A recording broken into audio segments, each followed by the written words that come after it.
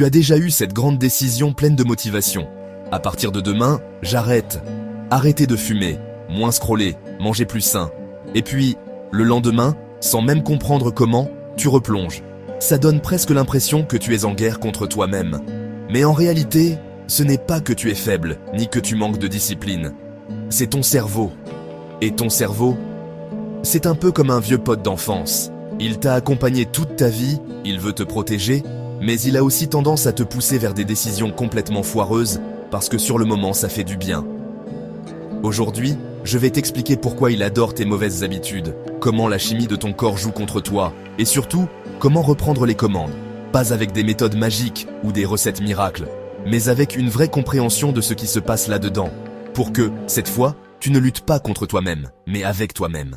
Imagine ton cerveau comme une immense ville, pleine de petites rues, d'avenues, de boulevards et de raccourcis secrets. Chaque fois que tu fais quelque chose, c'est comme si tu empruntais une rue. Et plus tu empruntes cette rue, plus elle devient facile à traverser. Les pavés sont lisses, les feux sont verts, il y a même un petit café sympa au coin. C'est ça, la plasticité neuronale. Mais dans cette ville, il n'y a pas que des routes. Il y a aussi des feux de signalisation chimique. Ces signaux, ce sont les neurotransmetteurs. Et dans l'histoire des habitudes, la star, c'est la dopamine. La dopamine, contrairement à ce qu'on croit, ce n'est pas la molécule du plaisir. C'est la molécule de l'anticipation. Elle agit comme un SMS que ton cerveau t'envoie pour dire « Hé, si tu fais ça, il va se passer un truc cool. Tu prends une bouchée d'un gâteau, dopamine. Tu gagnes une partie de jeu vidéo, dopamine. Tu entends la petite notification de ton téléphone, dopamine. Et surtout, ton cerveau retient l'info.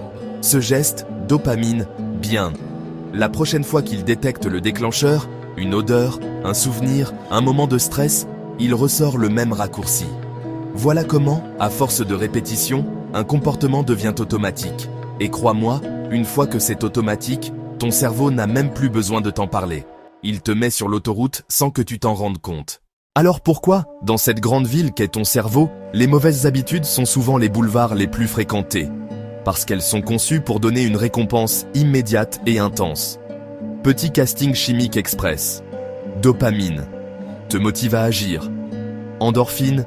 T'apaise et te donne une sensation agréable, quasi instantanée. Sérotonine. Installe un bonheur plus stable, mais met plus de temps à arriver. Cortisol. Hormone du stress, qui t'envoie souvent chercher un réconfort rapide.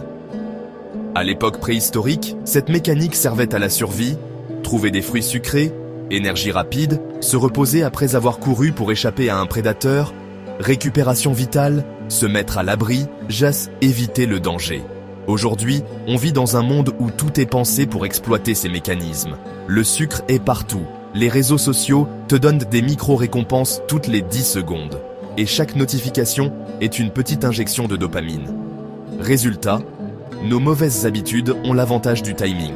Elles jouent la carte du tout de suite, alors que les bonnes habitudes jouent la carte du plus tard.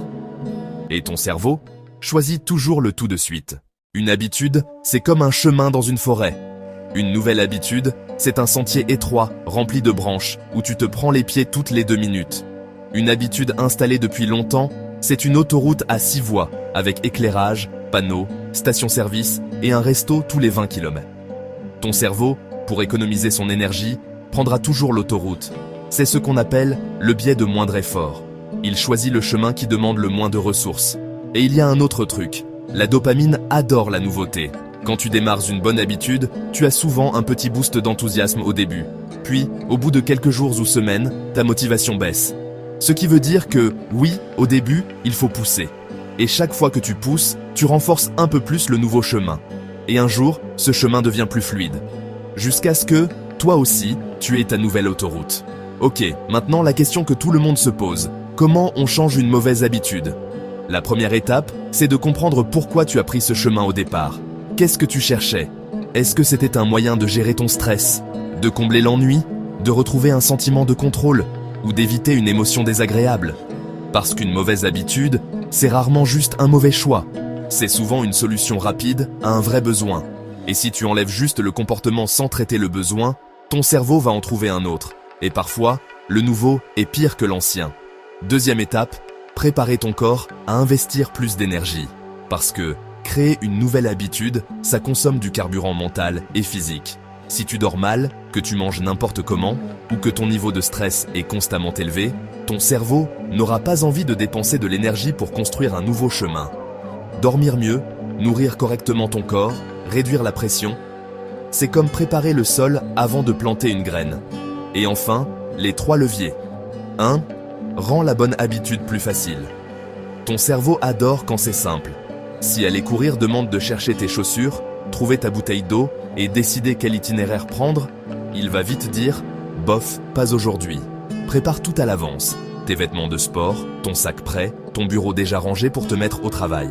Plus c'est fluide, moins ton cerveau a d'excuses pour procrastiner. 2. Rends la mauvaise habitude plus difficile. Si tu veux moins scroller, mets ton téléphone dans une autre pièce ou supprime les applis qui t'aspirent ton temps. Si c'est la nourriture, ne garde pas chez toi ce que tu sais que tu vas grignoter compulsivement. Chaque petit obstacle casse le réflexe automatique. Ton cerveau est paresseux. S'il faut plus d'efforts pour faire la mauvaise habitude, il aura moins tendance à la choisir. 3.